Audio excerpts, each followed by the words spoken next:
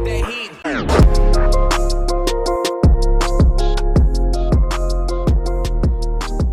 Welcome to another edition of the Lakers Locker Room. I'm your co-host, Tajon Graham. Alongside me is my guy, the one, the only, Mr. Jason Little. Jason, how you doing today, my man? Fantastic. Thank you, Tajon.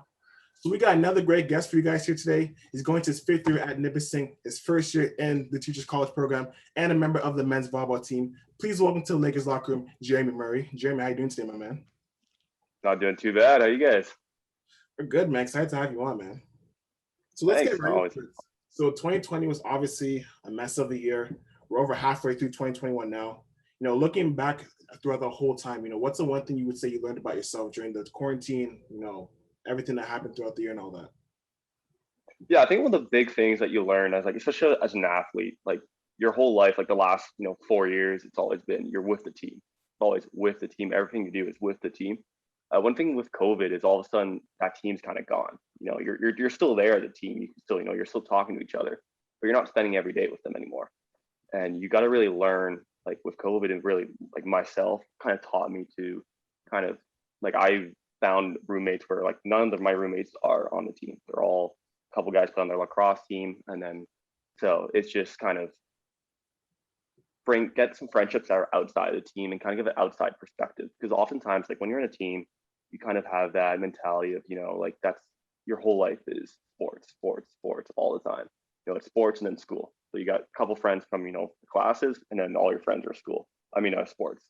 So all of a sudden when you like with COVID happens, it's like, all right, and I'm not seeing the guys anymore. Like, what do I do?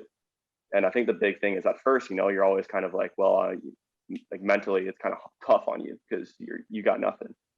And it really forces you to kind of push yourself and kind of put yourself out there and be like, all right, now I gotta find, new friends. I gotta make new friendships. And I think like that's one thing that like, there's some negatives with COVID and some positives. And that's one of the positives. It's kind of like opened up my eyes and being like, all right, like you gotta kind of wake up and let's make some new friends. And kind of, you're still friends with the volleyball guys, of course. You're not ever gonna lose those friendships. Those friendships are for life. But you can make other friendships too. There's no such thing as a limit of how many friends you can make. So I think that's one of the things with COVID for sure. We've talked about it many times, the identity crisis with sports, and you kind of mentioned it in a different perspective than usual. A lot of the time we will kind of attach ourselves to the sport, and then once the sport's gone, that's all they care about. But I actually never thought of it the same way you did. And I'm starting to realize it more and more, especially in my move out process of school. The friendships you make, and once you think they're only friends with you because I play this sport, or you know what I mean. Now, have you had like any experience with the other side of an identity crisis with the sport with COVID? You know what, I'll be honest with you, like I don't think I've never really had too much of that problem. Where I think when I was younger, definitely, like sports was pretty much my only kind of like the only thing I did. It was always just sports.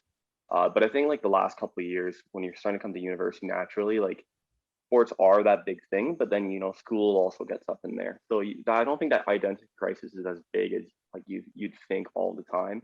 I think maybe, your first 2 years when you're still kind of getting comfortable with everything, really like sports is that one thing kind of keeping you together. But I think, with the program that we do with our volleyball team, we're really good at, we're making us like good athletes, but we're just making ourselves ready for like the outside world. So I don't really necessarily think I got that other kind of identity crisis. Like I definitely got the idea of like when you're not practicing every day, that routine, you kind of lose that. And it is very tough to kind of get back into it. Like I know training camp this weekend, like mentally, like last week I was like, oh man, like if I'm mentally ready to get back into it. Like it's been a while, but then you go back first day and it just feels normal again. So I don't think it's something necessarily you lose, but it's something that like it is a part of you that's missing. For sure.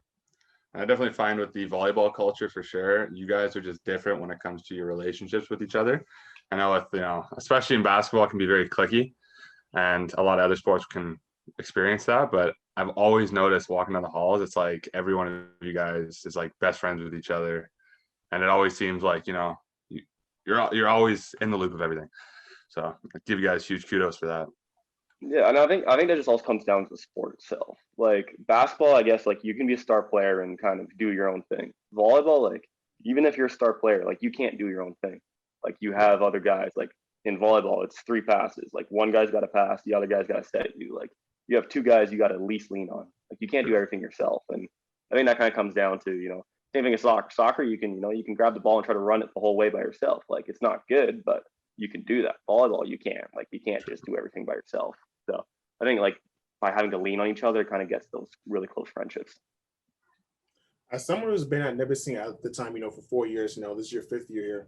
You're obviously used to the routine going to athletics. You see people, you say hi, you get to go to the change room, you get to have like different interactions. Whereas when we came into it last year, with obviously at the peak of COVID, a lot of the stuff was different. Like once we came on campus, we had to wear a mask. We had to sign paperwork. Like we couldn't use our locker room. So a lot of the things were different. So for you personally, how were you able to adjust to the different routine that we had to go through as athletes last year when there was no season? I think the big thing is try to like find little things that you do that you did before with everything open. Just try to those little things. A lot of stuff. I remember I used to go to practice quite a bit early, kind of chill in the team room. Play some music and stuff. So now I couldn't do that. So all I would do is just chill at my house, play music before instead. Just small little things where you kind of like necessarily don't have to. You can do the same kind of thing that you did before when you had all the things open, but you can kind of change it up. Like before, you could go to like therapy, kind of hang out, get yourself taped, all that. And then with COVID, that kind of changed. You kind of had to get appointments. So you just do it differently. You get some teammates to kind of tape you up. So you kind of just adapt. I think that's a big thing as an athlete. You just naturally learn to kind of adapt and up to things like that. You're used to where like you're playing a game, all of a sudden, some guy who you didn't really game plan against comes in the court, and next thing you know, you got to adapt to that guy. So I think it's the same thing with COVID. You just have to adapt a bit, and yeah, it can be a little harder for sure. Like there's a lot of things you miss. You miss the team room, you miss a lot of like the stuff that kind of athletic therapy, a lot of stuff that kind of helps you. But I think in the end, it's once you get on the court, it's all the same. We talk about it all the time here on the podcast, but the reason why Jason and I rebranded the podcast name to the Lakers Locker Room is because you probably know as an athlete, all our best conversations happen in the locker room. And based on personal experience, only being here really my first year, because last year was kind of a wash, the locker room is really a vital part of the team success, because that's where you really get to know guys, build team chemistry, stuff like that. Jason talked about you guys are a pretty close-knit group. So just based off of your experience, talk a bit about how vital the locker room has been over your time to leading to your success on the court. Yeah, no, for sure. Like locker room is where everything starts. You go there before practice. Like we're there. We have a meeting before every practice in there with our coach. But even then, that's where we go in. We're getting changed. We hang out. We have some music blasting kind of thing. Before games, of course, that's where we get hyped. We play some music again. Like it's always, kind of that spot where everyone hangs out before. And they kind of, even if we're not necessarily having any deep conversations, we're just there. We kind of like feed off each other's energy kind of thing. You can, when you get in the locker room, like if you see one guy who, you can tell his energy levels are down, everyone else is going to come up and like kind of boost him up before practice. Because then once you get on the practice, you don't have to worry about that. It's kind of little things where you get it out in the team room. And then once you're on the court, you just don't worry about that anymore. You just focus on playing. Yeah. So like I said, last year, the 2020-21 season there was no season. It was a wash. But we got news that this year there's going to be a 21-22 season, and we're just about to get ready to start that season with all the teams, specifically with your team. How excited are you that there is going to be a season this year? Oh, so excited. It's going to be a blast. Like the big thing is like we haven't played an actual game in like a year and a half now. Then so it's pretty much like it's anyone's game. Like we have no idea what the other teams are up to. We have no idea like what they've recruited, because like recruiting doesn't stop, even though like we didn't play last year. Like new guys are always coming in, like older guys are leaving. So like the teams are going to be completely different. Like a lot of older guys, a lot of 5th years, they're staying an extra year. So like myself, like we're all going to be 6 years playing. So like I think the level, the skill level in general is going to be much higher. Like I think, of course, like for us right now, like everyone's a little rusty because we haven't practiced in like 8 months. But, I think in general, like we had that full year to kind of train ourselves to get stronger. So I think in general, like the skill level is going to be way higher than it used to be, and then you have all the older guys staying, you got all the new guys. So of course, then the young guys are competing with the old guys to play, which is pushing the older guys. So the older guys are going to play better. The younger guys are going to play better. It's just going to be I think it's just going to be a really good year. Like I think we're going to see some good fights. out of all the teams, and I have absolutely no idea like which team is going to win or anything. I think it's going to be good. And that's Just to exciting. touch on the training for you guys. I swear to God, you guys are the bounciest athletes I've ever seen. I had a couple of your teammates, they like pulled up to practice and they're windmilling. Can you take us through like a day in one of your workouts, like for your explosiveness, your sports athleticism? Yeah, for sure. So volleyball, we jump a lot. So naturally, like when we're actually fully practicing and playing, we don't actually do that much plyo. Plyo is a little bit more kind of the summer kind of thing when you're not playing. Because naturally, when you jump, you're jumping on average. Like we have a bird trackers that we wear when we practice. On average, like sometimes as a middle blocker, I'll jump sometimes up to 150 times practice. So just things like that. Just naturally, that helps your jumping abilities. And then, in the gym, you do the classic, deadlifts, squats, cleans kind of thing. Like cleans is probably the biggest workout for a volleyball player, just the kind of the full body explosiveness. And we kind of just go through different phases. Like right now, our phase is kind of an explosive, very quick tempo phase. Like our squats are like 60% 1RMs, like as fast as you can for 7 seconds. Just little small things like that. That's what really helps kind of get, your bounce. It's also a little different, like volleyball, it's not less of a cardio sport. So we don't necessarily run as much. And running does kind of remove some of your bounce. And as basketball players, you guys do run a lot. So, when you're running a lot, you get tired and naturally you're just not going to jump as much. Us, everything's explosive. We do sprints, but we're never really running anything like long distance. Yeah. You touched on it before this question, but the good thing, and we talked about this before we got on the air, like the good thing about this season, like you said, is like it's a fresh new landscape. Like you don't know who got recruited, like guys got better. Like the good thing about the pandemic was guys like myself who had a rookie season that might not have been amazing or great, like we had the opportunity to have a whole year to really develop. So now they're going to our third year of school, but really second year eligibility, like we're really gonna have the opportunity to really excel. And I know talking to some of your guys on your team, that there's a lot of guys who redshirted their first year. So this is really gonna be their first time to actually play, and they're like in their third year. So it's like 2 years of not playing. So can you imagine just, first of all, the development that they're gonna have, plus the fact that they're hungry because they haven't played for 2 years. On top of, like I said, the pandemic and all this type of stuff. So I'm really excited to see all these teams in all these sports, like I said, really see who win, because like I said, you don't know who's gonna win. Like the same teams that dominated in the past might not dominate now, because those guys that really helped build those culture are now gone. And other guys from different teams are going to step up and really become emerging stars in the OE way and U Sports. So I'm really excited to see all the teams and all just have a great season for every team, because I know a lot of guys are really excited. So it's going to be a great year. But we were talking all about this too, as someone who's, later in the career, like you're in your fifth year here, you had the opportunity to be a captain and you said you didn't. Like you said, you prefer to be a leader. Why is that? I think the big thing is I don't think you necessarily, I think captain's really just a title that you have. Like you get some extra responsibilities as a captain, of course. Like in volleyball, you got to go sign like the sheet before and everything. Coach when he will have captain meetings, things like that. For myself, it's just I'd rather focus on the court, like kind of leadership.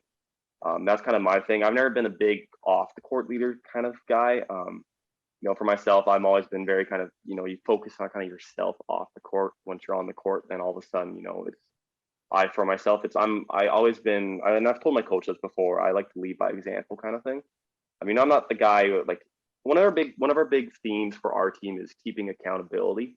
And that's something like I wouldn't necessarily say I'm necessarily very good at it, just because for myself, I prefer kind of show by example. So, I go on the court and naturally, like, just I can rally the guys by just, by just playing my game kind of thing.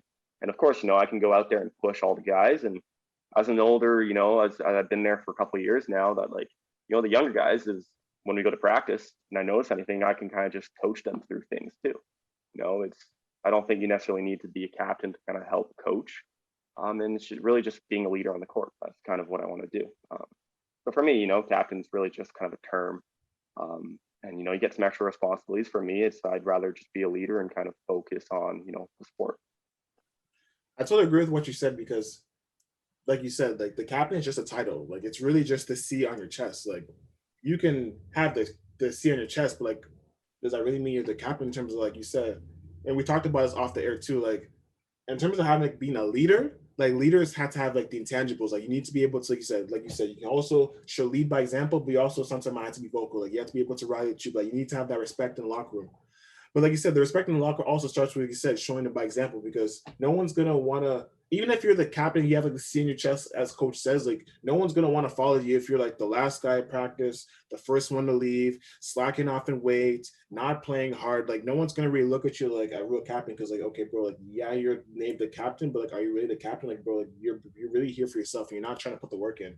Whereas someone like yourself, like even if you don't have the captain, like you said, you lead by example, like you do whatever it takes to win, right? Like those intangibles is what's really going to help the team excel, because they're going to see that from you and be like, oh, okay, like this guy's, he's showing professionalism, like he's here to compete, like he's here to work hard, like he's showing us the way to be a successful student athlete. So it's really great that you have that approach. And like I said, man, like some people think that just because you're the captain, think, oh, automatically people have to respect you. Like respect is earned.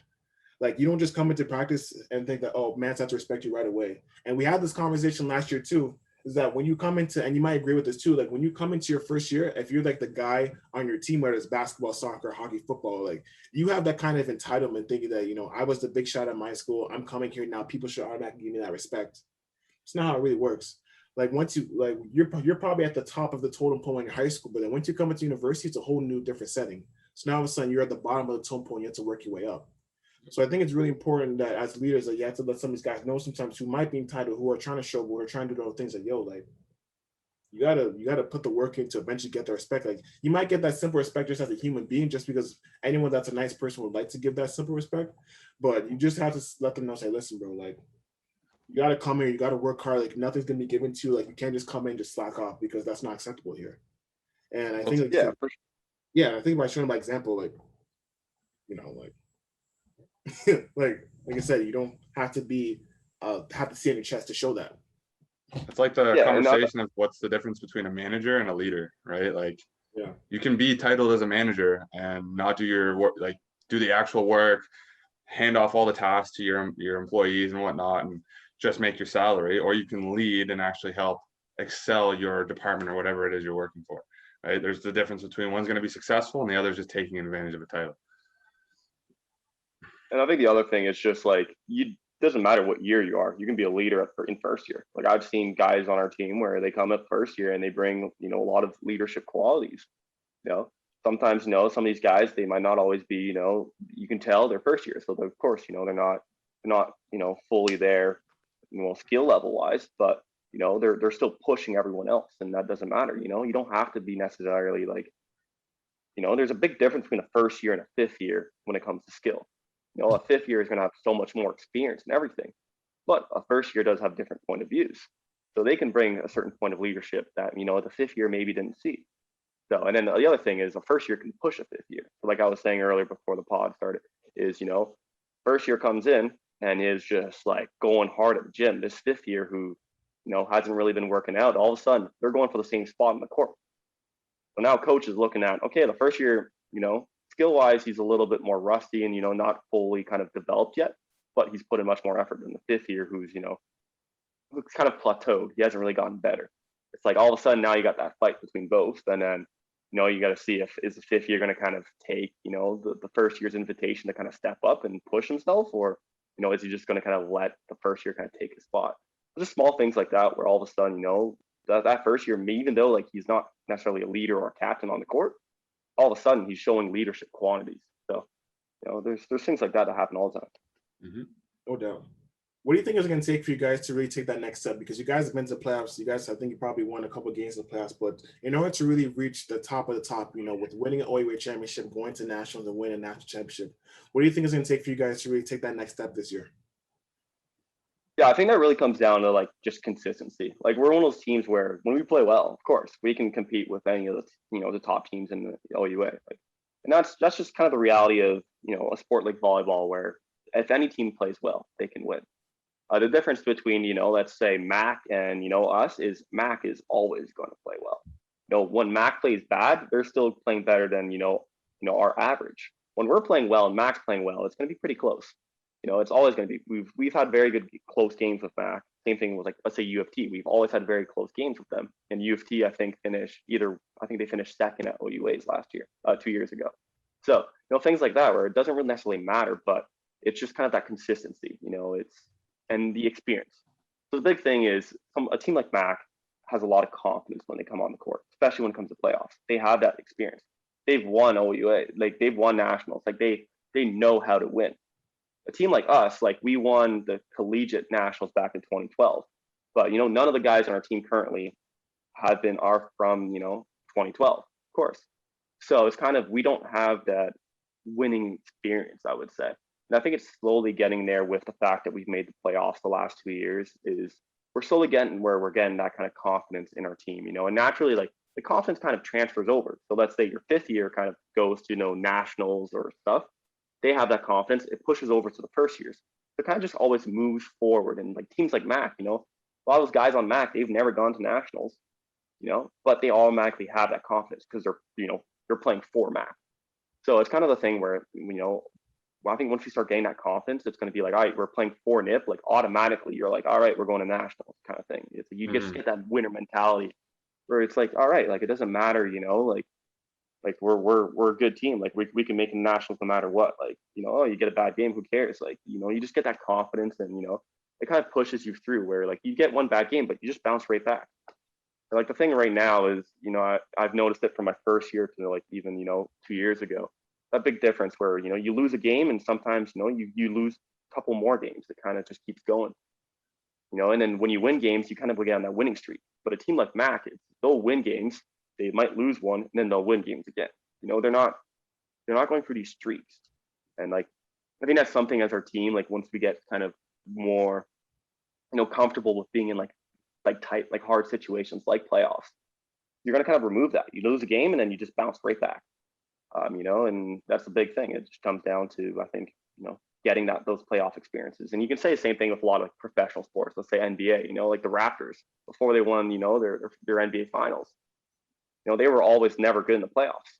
They just never had that playoff experience. Like the Rose and stuff, you would never play well in the playoffs because you just didn't get that experience. And it's the same kind of thing that you can transfer over to, all our sports. Probably the same thing with you guys. It's just when you don't get that playoff experience, it's really hard to perform well. Yeah, we talked about this before on another episode. I told a personal story about this because you touched on something which is very true. And this is something that I really learned in my first year was never get too high, never get too low. Like there could be so many times where an athlete, like my first year, for example, my first year, there was one game that I started and I played. I wasn't playing really well, and then the fourth quarter I hit a couple of threes, and I was thinking, oh my gosh, I'm like I was gassing myself. I'm thinking I'm great and all this stuff. The next game I didn't play. So the biggest lesson I learned was like don't get too high, don't get too low. And you touched on it too. So the question I have for you is based off of your experience, like you said, you've been at Nipissing, this is your 5th year, and you said you played a year before you went to Nipissing. What would be your number one word of advice you would give for an incoming first year on how to be a successful student athlete? I mean, the biggest thing is just be completely open. Just like come first year with absolutely no expectations. Just be open to learn. Like don't expect to play necessarily. Like don't have any expectations on yourself. Just be completely ready to just take it all in. Because your first year, most people don't play. And that's just the reality of things. Unless you're a number one recruit, you're not going to play. It's just simple as that. But that's not a bad thing.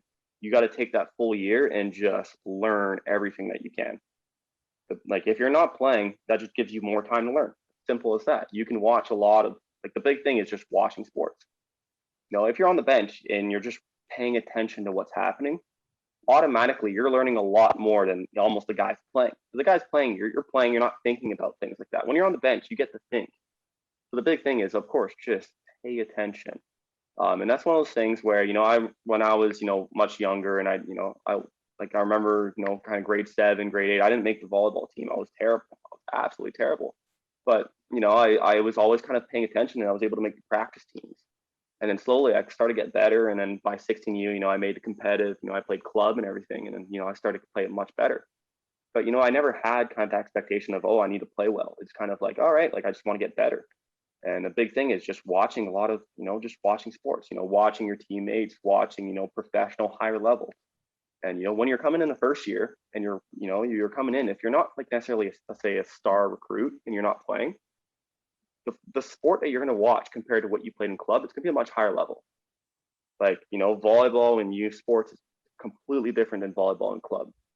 So just having that, being able to watch, guys playing at a higher level than you, you're going to learn just so much from that. And, and then after that, when you start, getting a little bit more comfortable with the kind of system that, university sports kind of run, you can get a lot more comfortable. And all of a sudden, you can start transferring a lot of skills that, you've watched, you've learned, you've practiced.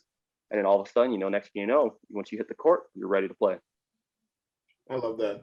And Jason, just to sum it up, man, we hear all the time, man, turning losses into lessons, man. Like there's so many times I made the same mistake that like Jeremy was talking about. Like I came the first year trying to have expectations, say, okay, you got to average this amount of points and this amount of rebounds. You touched on Jeremy, don't do that. Don't do that. Yeah. Because the moment that you don't reach it, then the self-doubt comes. And that's what happened to me. I'm thinking like, man, like, am I really that good? Or man, like, do I really deserve to be here? Because like I said, you put that expectation. So I mean, it's fine to have expectation in terms of, okay, I want to play well. So there's a difference. Like you can say, I want to play well. And then it's like, okay, I got to average this amount of points. There's a big difference. Like if we're talking about a basketball aspect, for example, you can say, I want to play well by saying, I'm going to do what coach tells me to do in terms of, okay, I want you to either rim one, I need you to rebound, I need you to hit open shots, I need you to talk, I need to play defense. Whatever the case may be, it can be the same thing ball, but like, hey, whatever, if you got to call mine and stuff like that, like there's difference between playing well and having your own personal expectations, saying, okay, I need to average this amount of points versus volleyball. I need to have this amount of kills or something like that, right? So like, I really love what you said because like sometimes like a lot of people come in thinking, like you said, you're a big shot in high school, you think you can just translate over that to university and just go, like just come in with the open mind and just put your head down to work hard. So I love that you said that.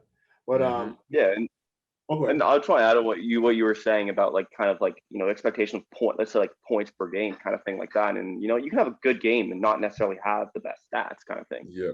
Like you can have a huge impact on your game, like and have a huge impact on your team. You can help your team win. Like I've had games where, let's say I didn't really score much. And I remember 2 years ago I had one game against Western where I didn't really score at the net. I didn't really do that.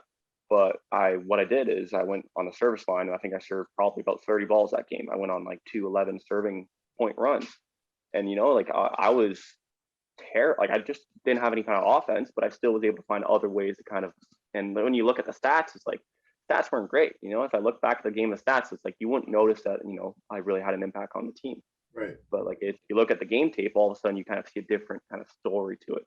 So I think the big thing is sometimes just don't focus on the stats kind of thing. It's a lot of people do focus, they want this amount of points, you want this amount of assists. And it's like, just focus on your game, just play like your game, and like the stats will come no matter what. Like some days are worse than others. Like, no one is perfect when you're playing a sport. Like I'll have games where, you just don't play well. And you have some games where you play really well. It's, you get both. And you just gotta not, necessarily, you want those, you want to be, you always want to play the best you can, of course. You're never thinking about that, but I don't think you should ever chase for like the stats. Yeah. Chase the W. That's literally it. Yeah, I said it before. Like once again, with basketball, like you can average 25 points per game, and then your team's the worst team the whole way. Or you can average 9 points, 4 rebounds, 3 assists, 2 blocks. You come off the bench, your team's like 17-5. You guys have a chance to win a championship. Which one do you want? Like, yeah, it's like when you guys with basketball, you guys know it for sure with Carleton. If you look at Carleton, like none of those guys are necessarily top scorers. Like none of those guys are averaging more than 20 points a game. But all those guys are averaging at least like 12 to 15. Yeah, 10, 12, 15. It's a different thing. Like none of those guys, like if you look at their numbers, like none of those guys are like eye-popping all-star level caliber. But as a team, their numbers are phenomenal because it's an individual in a team sport has like it's really, you got to separate that, and that's why like a team like Carleton does well against NCAA teams. Look at NCAA, they focus on the individual, not the team. So you get that big difference, and that's why a team like Carleton is, hey, like Carleton, they don't have necessarily NCAA level players, but their team wise is NCAA level. So yeah, and we talked about it too. Like the good thing about Canadian sports is that, or university sports, is that like you have the opportunity to build that camaraderie. Because like you said, like when you're in the States, like a lot of people, especially with basketball, like I know a lot of people that go to D1 that come back because they're chasing the name that's on the jersey, or they're chasing the cash that comes with being a D1 player. The problem though is that people are so fixated on saying, oh, I went D1 or something, like, but did you play? Like, did you actually get better? Like, did you actually go to a place where you're actually going to be able to have an environment where they're actually going to push you to be better? Or you're just going to be there because the name on your chest and you can brag to say, oh, I went D1, so you can be on the bench. It's like, so the good thing about Canadian sports is that there's not really a hidden agenda because people are actually here to get an education. So the good thing about it is that you actually have an opportunity to build that camaraderie because some guys are usually going to be here for 3, 4, 5 years. Whereas if you look at you know, in the States, it can be like football, basketball, whatever the case may be. Like people are there for like maybe 1 year, 2 years tops, and they're gone because they're trying to go to league.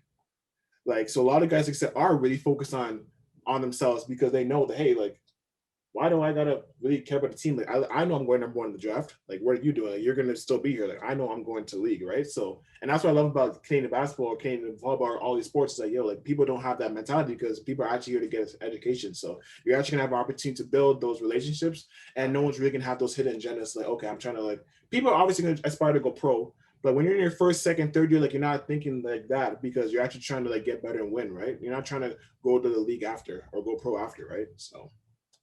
Yeah, exactly. I think like for us, like playing pro is kind of a second, idea. Like for myself, it's like something I want to do, but that's not my focus. My focus here is like, first of all, education, of course, and then play for Nipissing. That's my goal right now. Is I want to win. I want to win a national championship, of course. Like that's my goal. Playing pro, I don't. I couldn't care if I don't get a pro contract. Like, you know what, I'll deal with it then. Like when I'm actually done with volleyball, then okay, maybe I'm gonna look for a contract. If I don't get one, I don't really care. Like in the end, like I'm gonna come out with a degree, and I already have all that stuff going for me. Like I don't need to go play pro to kind of prove myself. No doubt. Teaching.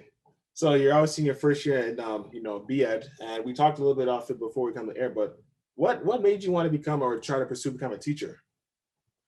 Yeah, for sure. So I've always gone for like a lot of different like kind of career options. Like before I came to NIP, I did 1 year like in paramedics in college, and that was something I really wanted to do back then.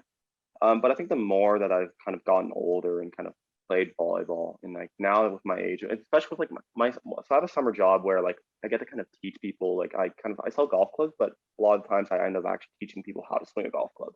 I'm not necessarily a good golfer, but kind of just getting that experience of teaching people how to do things, like it's kind of brought out like kind of a passion in me. So it's kind of passion in teaching and coaching where, I see a lot of things where, I remember when I graduated high school, a lot of things like in high school don't prepare you for university.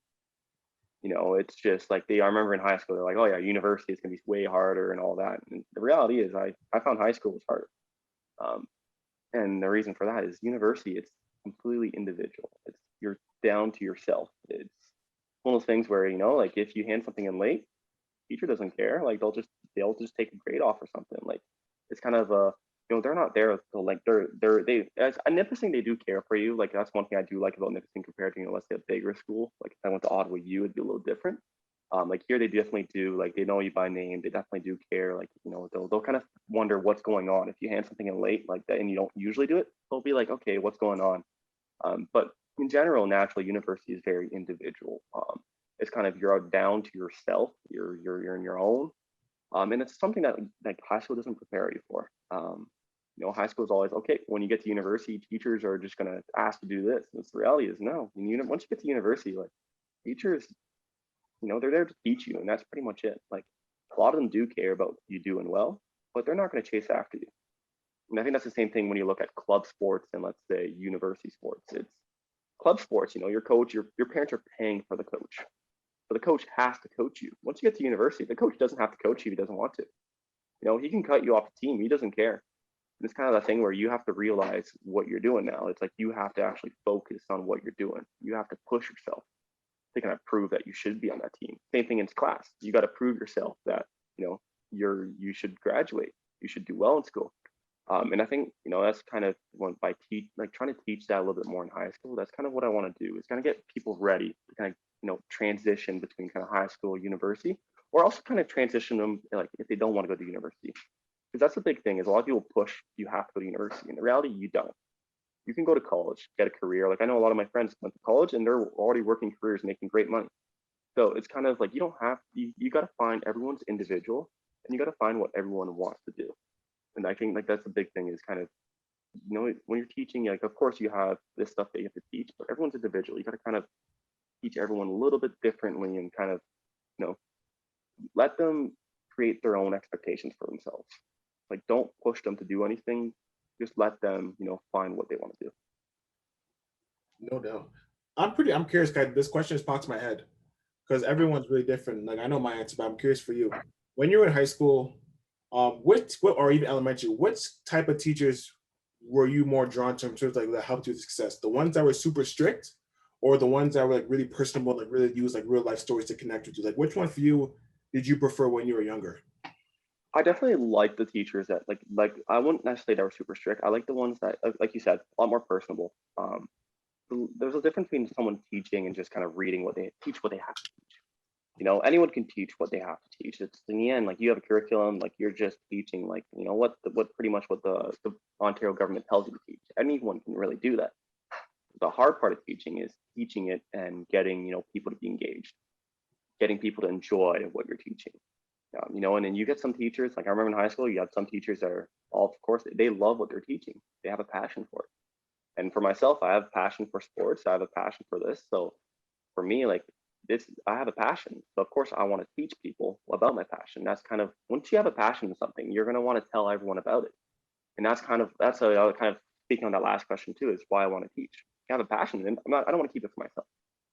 I kind of want to, grow passion in other people. And like if it's grow passion in volleyball, I can do that. If it's another sport, they want to grow passion in basketball, I can do that too. It doesn't really matter what it is. The problem is a lot of teachers, they struggle to they're not necessarily passionate about what they're teaching. It's a job for them, a lot of them. And I think there's a big transition nowadays with teachers. There's a big transition because of COVID. A lot of older teachers are retiring and a lot of newer teachers coming in. That's a big thing. A lot of newer teachers do have that passion, and it kind of shows, and it kind of helps kids kind of grow, kind of really mature. Get from that level of being a kid to being an adult. So. Yeah, and and when I was in high school, I didn't hate strict teachers because sometimes it is needed because it depends on the demographic of the class. There might be some classes where like you have like a lot of personalities like all over the place, and you might need to be strict though. So I didn't mind it, but I definitely really did connect to the one, especially my second last year of high school. Like I really did connect to a certain teacher who was really personable. Like he really used a lot of real life stories to really connect with you. Because when you're like 16, 17 years old, like sometimes when they're teaching us the subject, it's like, okay, like you said, like you're just reading off the board, reading off the computer. It's like, okay. But then when they actually use real life experience, it's like, okay, like it actually makes sense because you're about to go in university, you're about to go in that different aspect of your life. So they kind of like relate into that sense. We're like, oh, like, okay, that actually kind of makes sense. So I really appreciate like you really talking about it because I've also said this too. If you have the knowledge about any topic, share it.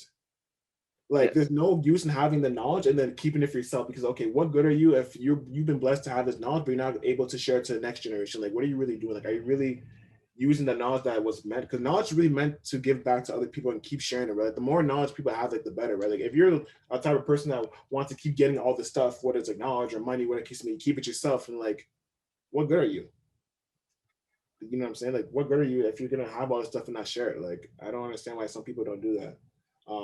Jason, I also want to ask you this too because I want to ask the same question. Like, which teachers for you personally did you like? Were you more like kind of you relate to like the strict ones or like the ones that can like really tell like personal stories and stuff like that for you? Like, which ones was more effective for you? Well, I think it's more about are they strict or don't care? Because I've had personable teachers who don't care about teaching, and I've had personable teachers who are strict. So I would say that getting a little bit of both. Someone who is able to know the line of, okay, I can be personal with you and be able to talk to you as a person, not just a student, but can also be like, lay the hammer down and be like, okay, you got to get your work done. Stop, goofing off and get stuff done. Like, probably one of my favorite teachers of all time was like that. Like, you'd be like best friends with her, but she'll be the first person to tell you what you're doing wrong and what you need to fix, and no holds back. And sometimes you need that. It's tough love, but it's how you grow as a person. Yeah, no doubt. Jeremy, I know this is a forward-looking question, but obviously, first of all, what type of subject are you trying to teach? Yeah, so for myself, like right now, I'm my teaching stream is just phys ed, but I could teach also history, and then French second language. That's kind of like I can teach like let's say like French immersion. But right now it's mostly phys ed, but I can do also history and French also if I need to. For me, I don't know. I'd rather not do French. I'm just not really a languages person. Like I was never really good at it. It's just so happens I am French, so I'm able to do it. But history is a little bit different. History is one of those things I like just because it's history is very subjective. Everyone can, you can look back at history and everyone will have a different opinion on it. And that's what I love about it. I mean, that's, sometimes it's, there's no right answer. There's no wrong answer necessarily. you can look back at history and you have a different opinion. History is history. Like you're not going to change it too much. But let's say, you can have different view. You can say, oh no, that was wrong or that was right. And is one right or is one wrong? We don't know. And that's the great thing. And that's what I love about it. It's completely different per person. Yeah, no doubt. I know this is a forward-looking question, but say once all said and done, like you're done teaching, you retired, and obviously people look back and say what type of teacher you were. So I guess fill out this sentence for me. Mr. Murray was a teacher who blank. Like how would you feel that? How would you finish that sentence for how you want students to remember you as a teacher? I'd probably put a teacher who cared. As simple as that. Because when you say a teacher who cares, that doesn't necessarily mean, like we're talking about strict or personable. Like it doesn't really matter. Like you can be strict and personable. You can be just strict. You can be just personable. But the big thing is a teacher who cares can be either of those, but he's going to be a good teacher no matter what. Because if you care about what you're teaching, if you care about your students, if you care about, the subjects and everything, like it, at the end, all it's going to come down is that the students, if they care about learning. As a teacher, all you want to do is you want to give the students all the tools that they need, to kind of help them grow, help them learn. And the end of the day, the teacher, like the students, if they don't want to listen, they're not going to listen no matter what. Like you can try your hardest to really push them. And the thing is, it's like sometimes you can almost try to push them too hard, and that kind of turns them away. You want to make sure to kind of find that balance between, you want to make sure that they know that you're there if they need it, but you don't, in the end of the day, like some people just don't like learning. Simple as that. Some people don't like school, and that's okay. They might like something else, like if someone doesn't like school, but they like, let's say, they want to go into like some kind of trade or something, that's also a good thing. Like there's nothing wrong with that. I know a lot of, my friends from high school, they went to trades, they didn't like school. They love to work with their hands, and, they're making great money now. So, I think the big thing is just as long as you show that you care and kind of, at the end of the day, high school, like you have to take high school. You have no choice. That's kind of how it is. And, I feel like a lot of kids, if they had the choice, they wouldn't do it. So you just want to make sure that they feel comfortable, throughout their, up to grade 12. And then once they graduate, then they decide what they want to do. Yeah. And I think also too, like before we get to quick hitters, is like as a teacher, and I've really noticed it too, like I think also important thing about being a teacher is that you find what students are really good at, like pushing towards that, right? Like I said, it's not always where like I said, not every kid's like school. So not every kid's gonna try to be academia, right? So some students like sports, some students, like you said, might want to do trade. Some students are really good at art, right? They might want to do that, right? So I think as a teacher, and I really appreciate someone who do this, like find whatever your students are really passionate about, just push them to be that. It's kind of like a parent, right? Like you don't always, if you're an athlete, like you don't always want to say, like for me, like when I have kids, I don't want to say, oh, I want you to play basketball. It's like, listen, whatever, they might be good at art. Okay. Buy them some pastels and buy them stuff to be good at art, right? Or they might be into photography. Okay, buy them a camera, right? Like I think it kind of ties into both being teacher and like a parent in terms of whatever your students are really passionate about, like go push them towards that.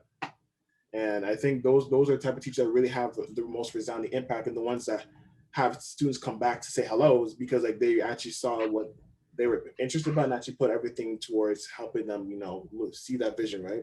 Because sometimes some teachers just trying to say, oh, like I want you to do this, or I want you to do that, or you should go to this school, go to that school. It's like find what the student's good at, find what the student's passionate about, and just push them to be that. And I think the more teachers that do that, I think that it's going to be really better because a lot of students are really going to feel the impact of having teachers that maybe that might switch their some of those kids, like you said, that don't like school. Maybe they all of a sudden do like school because there's teachers like that. They know when they go to school, there's actually teachers that actually care about them and that's actually going to push them to do what they want to do, rather than trying to force them to be in the system and try to live up to society's expectations of what a good academia is, or whatever the case may be.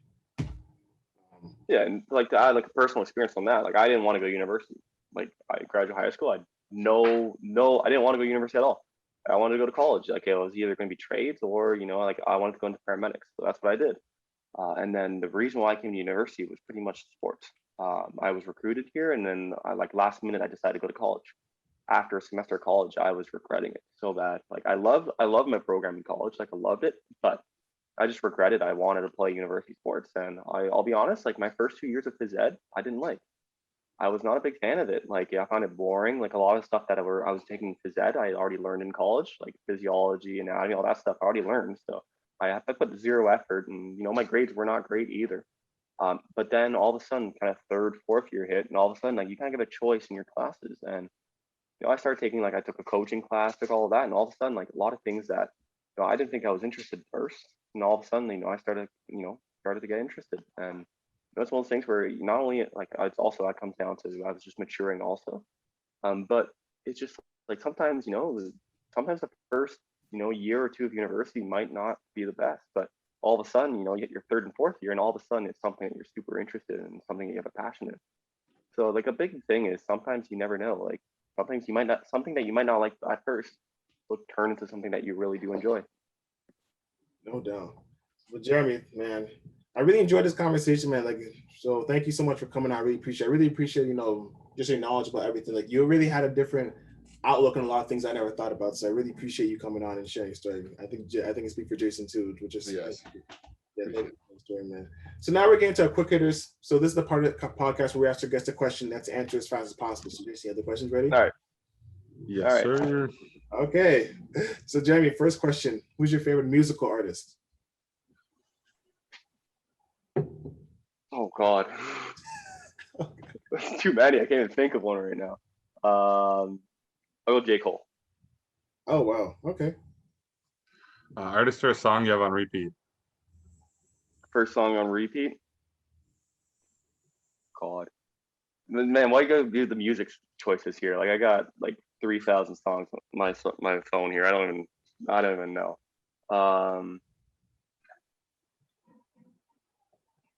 Man,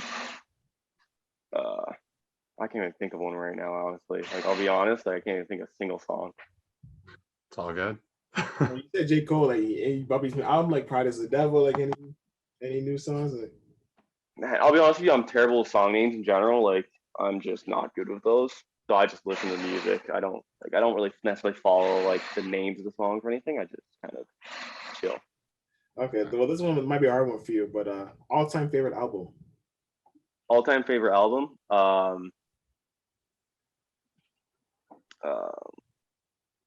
Man, this one's tough actually. Maybe Graduation, Kanye West, probably. Ooh. Oh, cool. Wow, bangers an album. Ooh. Your favorite athlete? Favorite athlete? Jerome McGinley. He was my favorite athlete growing up. Wow, okay. Fire Flames. Wow, okay. Last show you binge watched? Last show? Yeah, last show you binge watched. Brooklyn Nine-Nine. Okay. If you could spend a day with someone dead or alive, who would it be?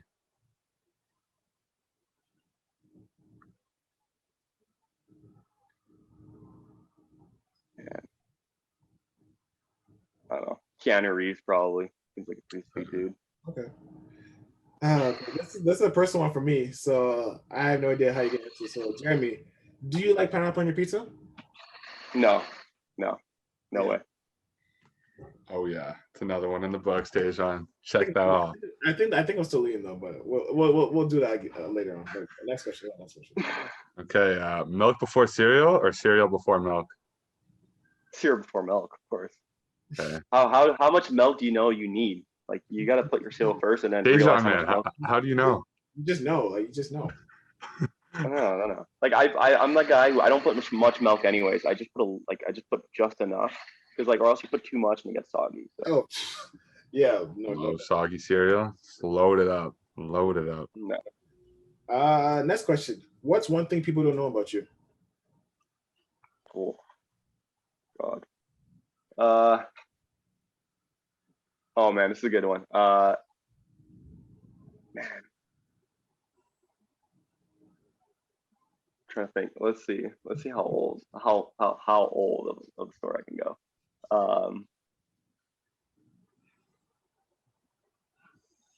Way back in the day, this was like elementary school. I used to be like a lead singer in the choir, back in the day. Wow, okay. Elementary school, it was great. Okay, you got vocals still? Oh God, I mean, not great, but Can we get a Mariah Carey high note? Oh no! Whoa. Oh God, no! Oh God, no! Oh God, no! No. All right. What's your favorite sports movie? Favorite sports movie? Blindside. Great movie. What is that? Football movie. Oh, okay. Yeah. Okay. Next question. What's one skill? Coach Carter would be second. Coach Carter would be too. second. Coach Carter? Oh yeah, everyone loves Coach Carter. Yeah, no doubt. Next question. What's one skill you wish you were good at? One skill I wish I was good at. Yeah. Man, probably remembering people's names. Really? Oh, I'm terrible at it. Oh, so you know what I mean, Jason? You already forgot our names.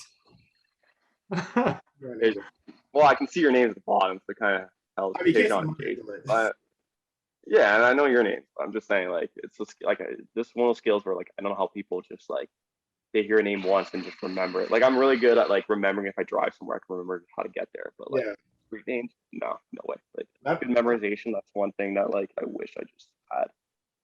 Yeah, that's one thing I was good at since I was a kid. My dad used to, because I used to play soccer. So my dad would actually, even when I was like 6, my dad would be like, hey, what's that kid's name again? Like, I would actually remember everyone's name. Like, I was always good at that. Like, I'm very good at that. Oh, that was terrible. Hey, John, bro, your memory is insane. You can bring up a song like from like 1992, and you'll be like, yo, can you tell me a little bit about this? I'll know the artist, the feature, the producer, the year it came out.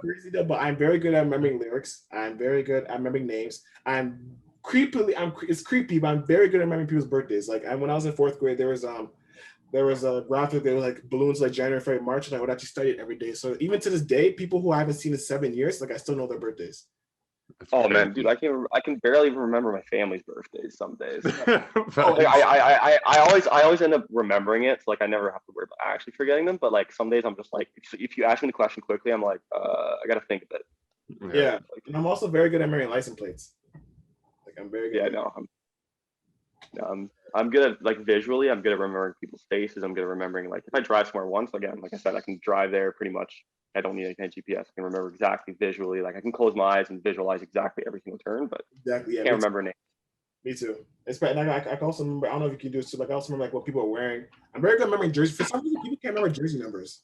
Like sometimes people like don't remember people's jerseys. Like I remember people's jersey numbers. Like, I don't know why. No, I can't. I can't remember that stuff.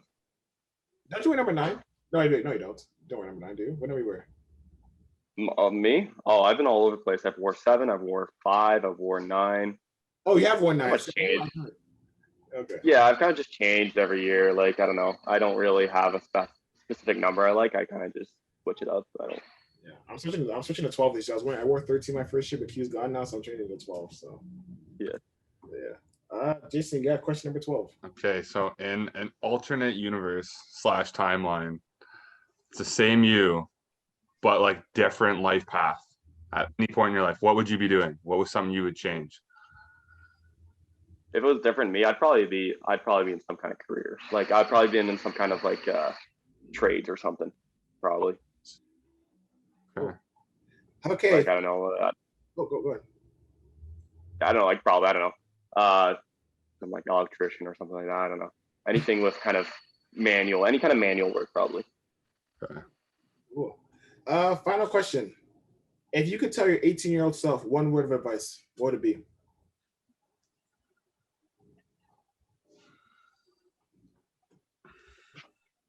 Man. And it doesn't actually have to be just a word. Like, it can be like a phrase. Like sometimes people. Yeah, no, I'm trying to think. I'm trying to think right now. There's a couple. Just trying to think of exactly what I would say. Probably the biggest thing I would do is ask for help.